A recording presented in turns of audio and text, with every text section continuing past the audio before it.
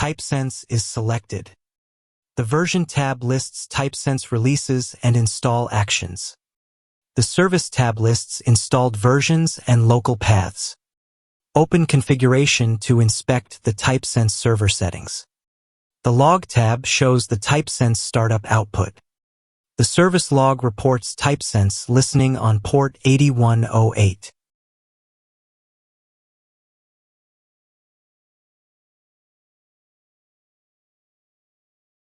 A local raft status page opens in the browser.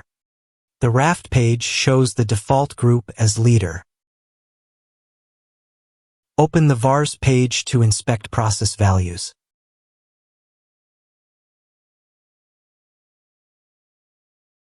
The flags page lists runtime options and descriptions. The RPC page offers optional recent call tracking. The heap page reports that the profiler is not enabled. The local page links its status and health routes. Return to the Typesense Service tab. The service list refreshes the installed releases.